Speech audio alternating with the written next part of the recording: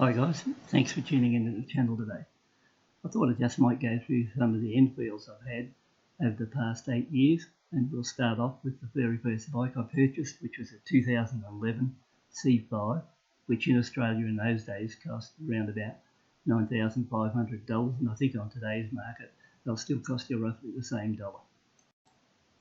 Although I think the black chrome version is a really beautiful bike and probably the pick of the C5s, this one left a real bitter taste in my mouth because I think from the very first bike I bought, this one was virtually a real lemon. Prior to this purchase, I hadn't been on a motorcycle since 1973, or at that stage almost 40 years, and my previous bike then was a new Suzuki 750 GT. So to drop from memory down to this bike and then strike three major problems to start with, it was fairly disappointing. Right off the bat, this brand new bike had three major faults. The first one was it just wouldn't handle. Every time you come up to a corner to lean it over, the thing just wanted to go straight ahead. Or it got caught up in some corners like a tramline, and it was really a horror bike to ride. Number two, the O-ring chain that came with the bike was just absolute rubbish. Within 300 kilometres it got that bad that it looked like it had links frozen, and then I had to remove the chain, but it was a good quality O-ring Jap chain, and the chain was that bad when I lifted it up in the air, it just held a zigzag pattern in the air. And third, the vibration was that bad on this particular C5 that after a 30 kilometre ride, you got off the bike, your hands were vibrating and shaking that bad that you'd wish you'd never got on it. And like I said, by far of all the bikes I've bought in classic 500s, this is without a doubt the worst bike I ever owned. So to cut a long story short, if I had that bike today, I'd be looking straight away at the steer and head bearings, because I say that's where the problem lies.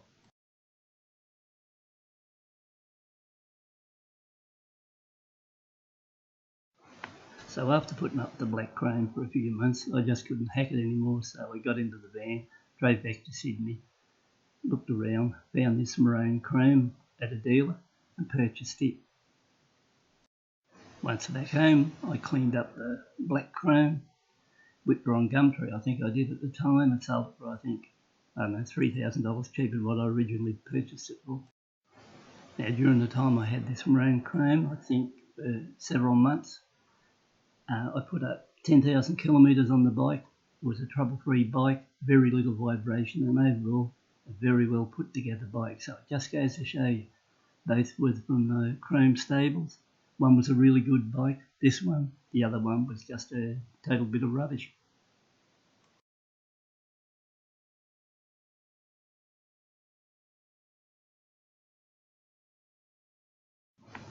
After the novelty wore off of the C5, I decided to move that one out and try a B5.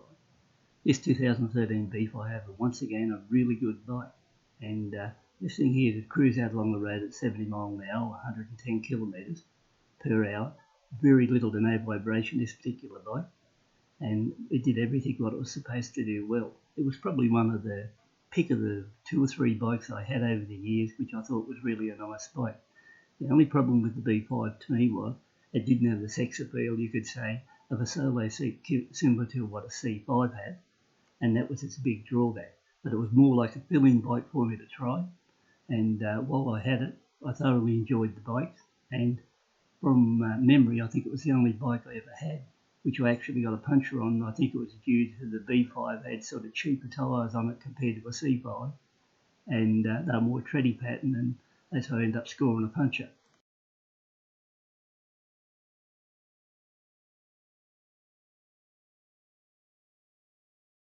It's now 2014, just on my way back from Sydney. I've got my new Continental GT in the back of the van. All these bikes what you see at the moment, they're all brand new bikes I purchased because I don't believe in buying second-hand ones, and I definitely don't believe in buying a demo bike, because when you buy an Enfield, it's a very silly choice to buy a demonstration bike because you really don't know how they're being abused, knocked around or stuff like that. So do yourself a favour, pay a bit extra, or pay the right price, stay away from demos. While we're at, I suppose I better mention, in total you'll see probably 15 or 18 Enfields that I've purchased. I think 15 of those were new, the other 3 were virtually near new. And during the same period of time I purchased 8 or 10 other motorcycles. Most of those were brand new too. So the idea is if you're going to buy a motorbike and you can afford it, buy brand new, stay away from demos. If you can avoid it, I suppose used ones, but if you have to put up with the used one, we'll take it. Back to the Continental GT.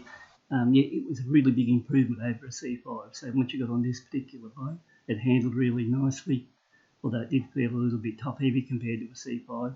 It had really good brakes. It had a really nice gear change in it with linkages on it, so it was really well put together in that area. The only problem is with that rollover style to get onto it, it was a bit hard on my back, and that was a problem with that particular bike, so it didn't go the distance all that long, but it was fun to ride with the time at it. So here's the last photo of that one.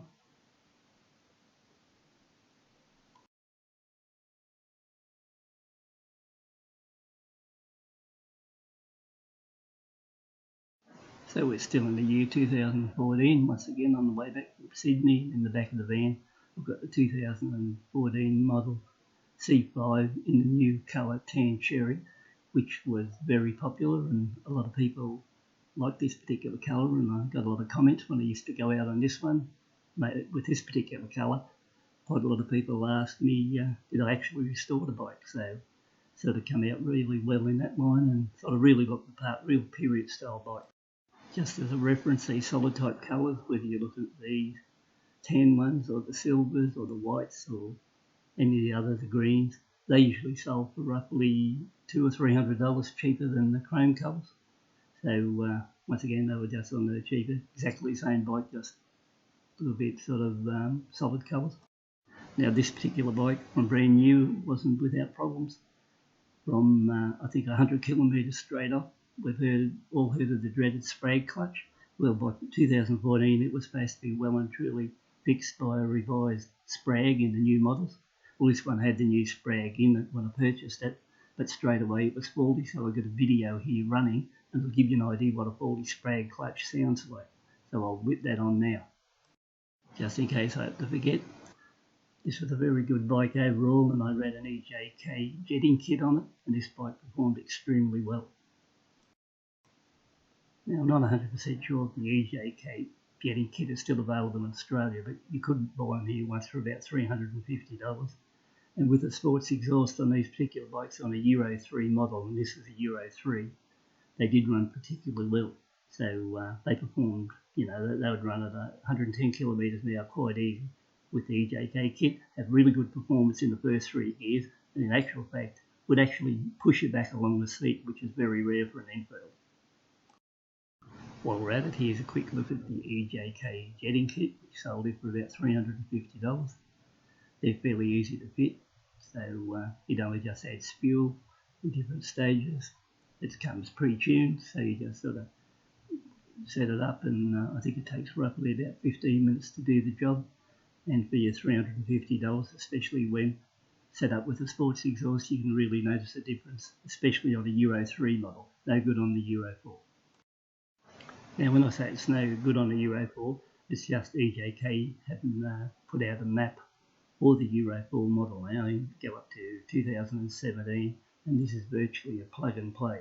So, like I said, all it does is add fuel, so you don't have to, it doesn't remove the fuel, just sort of works on those areas where you can dump a little bit more fuel in, and it's nowhere near as advanced like a power commander, which takes a lot of working out and getting things right. This is a very simple item to use.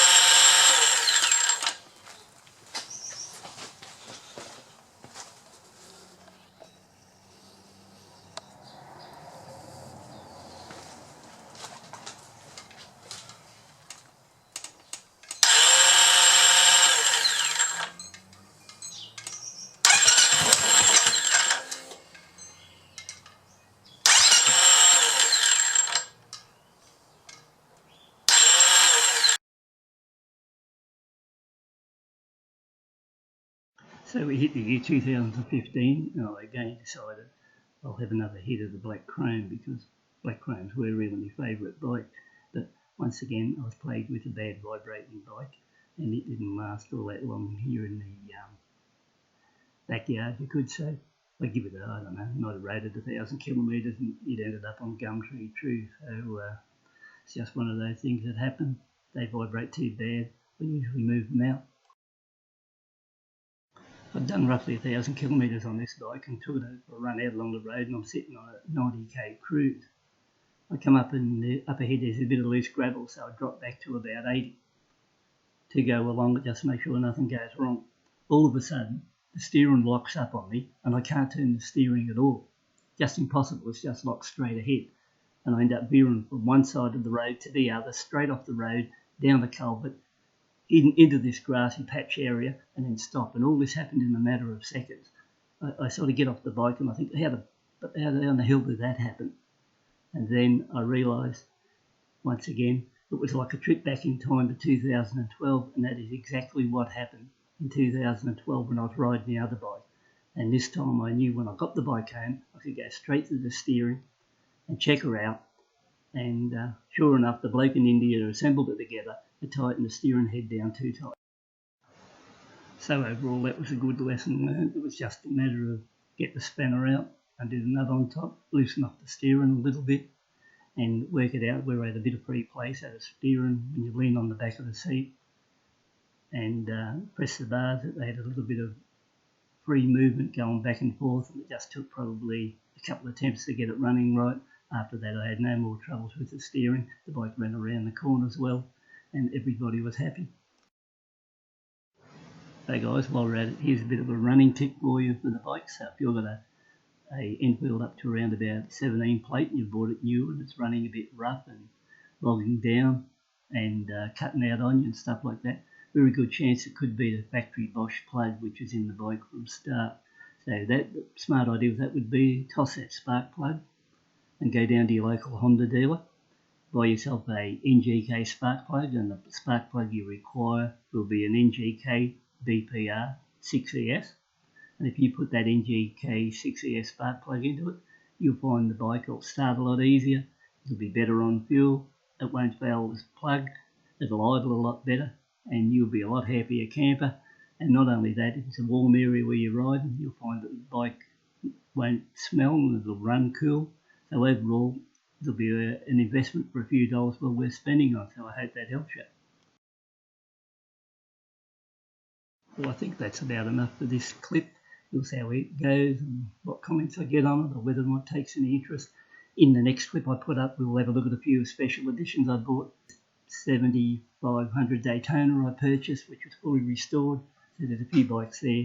I think in the next videos, as I go through one of these other bikes I bought, whether they were Honda CB500X or the KTMs or Honda Rallies and things like that, I'll put them in at the same time I bought them, because at some stage there were 5 bikes sitting here. They were all new bikes too, sitting here at the one time, so there was a good selection of bikes here to play around with. So once again, hope you enjoyed this video and hope you come back and have a bit of a look and see what happens later.